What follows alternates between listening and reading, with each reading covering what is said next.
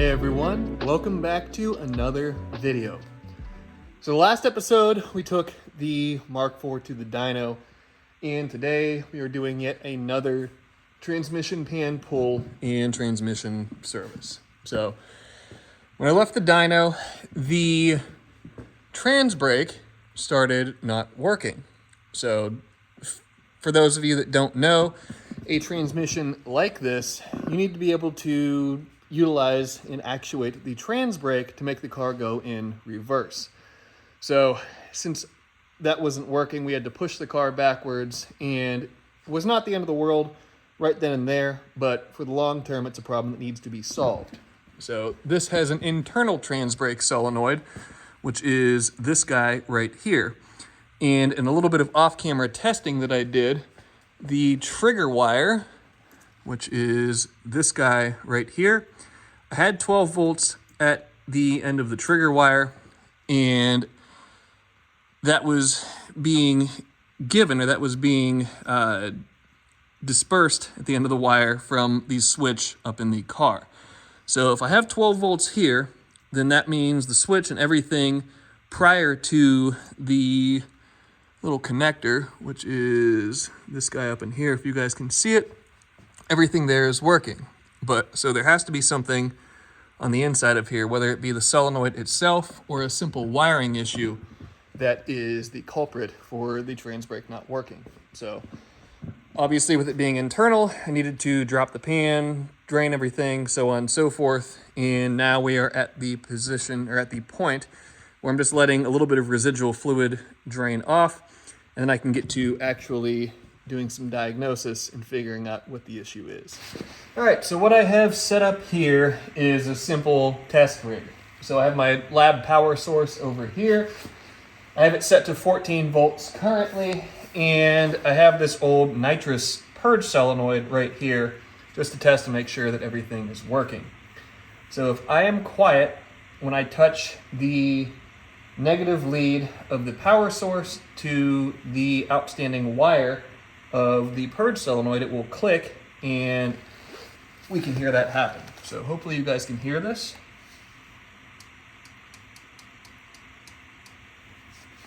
Maybe, maybe not. Let me try to move this a little bit closer. So right here.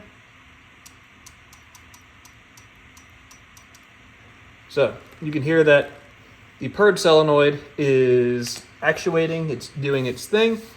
So now that we know that everything here is working, which there isn't really much way that it couldn't be, I can take the two leads here and touch them to the different parts of the trans brake solenoid, and if all is well with it, or if the trans brake solenoid itself is still functioning, then we'll be able to hear it click.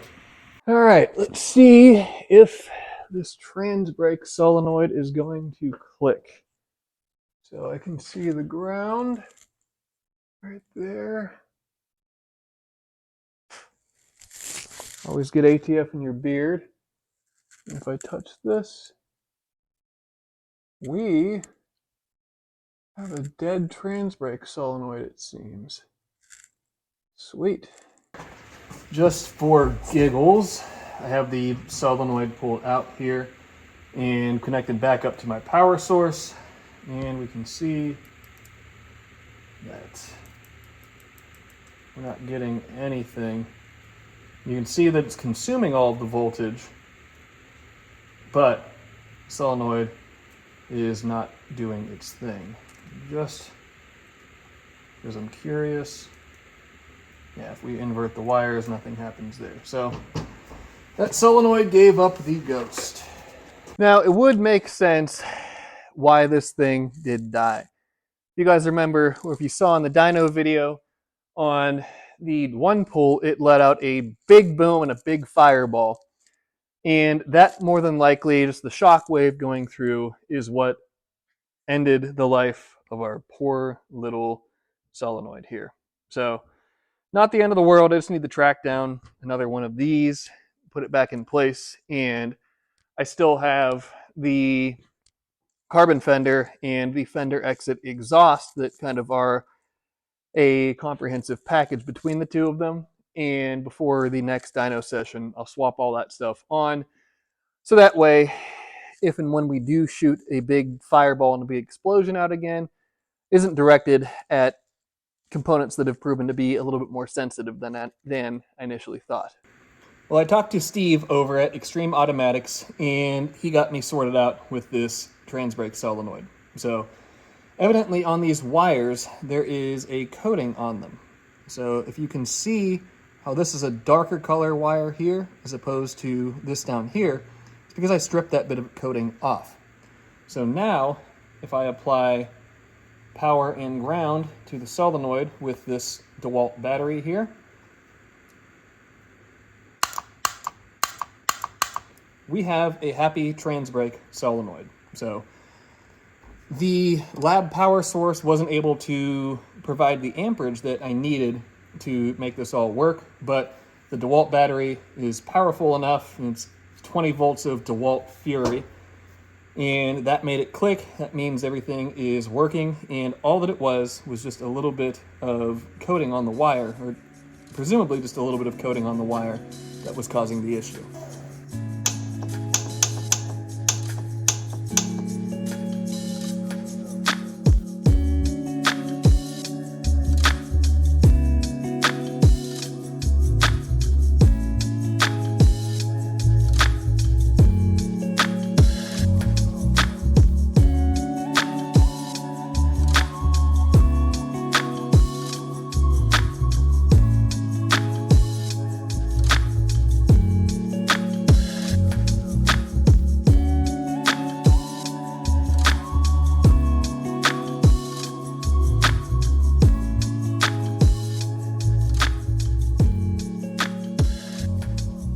Well, the Supra is officially now a full street car because, the only thing that is required for a street car is a passenger seat.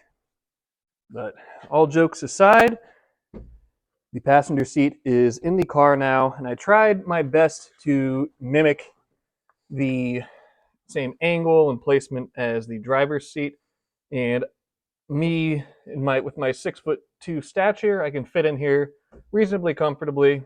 If you're 6'5", 7 feet tall, something like that, it probably wouldn't be the most comfortable car in the world, but at least for the average person, they can be in here perfectly fine.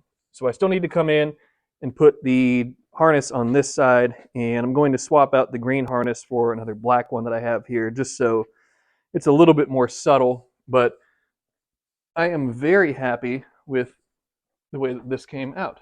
It looks pretty cool in there. Looks like a legitimate passenger car now.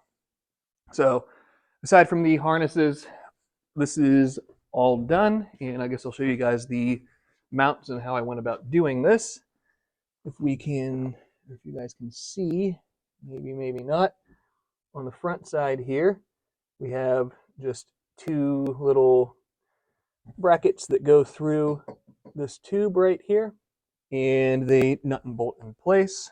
And on the back side, we have two more brackets that are welded to the actual seat itself, and then nuts and bolts. And I had to make some little angled spacers you guys can see underneath of the nut and washer right there, just because the brackets right here, the bottom side of it, sit at a bit of an angle, and those little spacers compensate for that angle so I can tighten straight down still. So this came out really nice. I'm very happy with it, and the seat is nice and sturdy in here. I can shake the car on the lift just by grabbing the seat, so we'll call that good. Today begins the build of my new transmission pan. So I have all the materials: flange, heatsink plate, the bottom of the pan, and then the vertical portion of the pan sump. So let's talk about the flange for a minute. And this is a piece I got from a buddy of mine named Ryan Gibbs. And Ryan does all kinds of chassis fab. He builds transmission pans, all kinds of race car services. He has a really wild third gen F body. It's like an X275 car, nitrous car. It's absolutely beautiful. And although he does not sell these flanges to the general public, he just sells the completed pans, he was kind enough to sell a flange to me after I explained to him my harebrained idea to build every part that I possibly could on my car for myself. So this flange, he did a phenomenal job with the design work on it, and it incorporates all the different design elements that I would have wanted if I was designing it myself. And then the most important part is the actual gasket side. And rather than using a traditional gasket, you can see this O-ring groove the whole way around the base of it. So O-rings, provided the flange stays flat as I'm welding it. O-rings are a better sealing option than a traditional gasket in many instances, and they don't require all the cleanup that RTV would if I were to slather this thing with RTV. So all of that, and then the fact that this is an actual billet machined flange, you can see all the tooling marks all over it, ensures that it starts out flat, and then this heatsink plate will hopefully ensure that it stays flat throughout the welding process. So Ryan, once again, I thank you very much for giving me the opportunity to build this pan myself with one hell of a good flange. So the first thing that we need to do with this pan build is to take the flange, put it onto the heatsink plate, mark out all of the bolt holes, and then drill and tap them. Because I will have this set up so I can put the flange on here, bolt it down, and then this big chunk of aluminum will serve as a heat sink to pull heat out of the pan flange itself and hopefully prevent this from warping.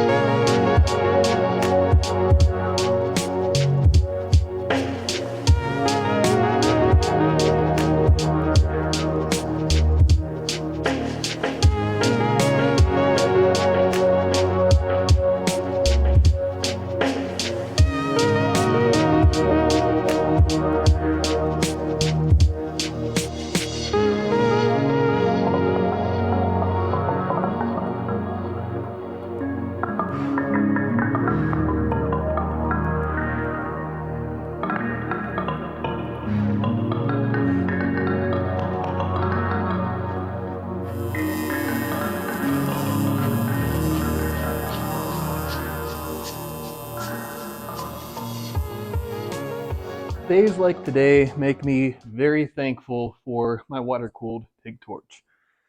This was a lot of high amperage aluminum welding, but the transmission pan, at least the bulk of it, is all together at this point. So very happy with the way that it came out, and very happy, at least so far, with this heatsink plate. Seems to have done a good job at keeping everything flat. And when I'm doing welds on parts like this, if you notice, you can see on the corner here kind of this little bit of frostiness that you see. That's a start point. And if you notice along at least the top corner joints right here, all of them, they don't have any frostiness in the middle of them, because every single one of these I did in one shot. So from here to here, that was all one weld, and so on and so forth. So this weld right here, I actually used an entire stick of filler rod to accomplish that one right there.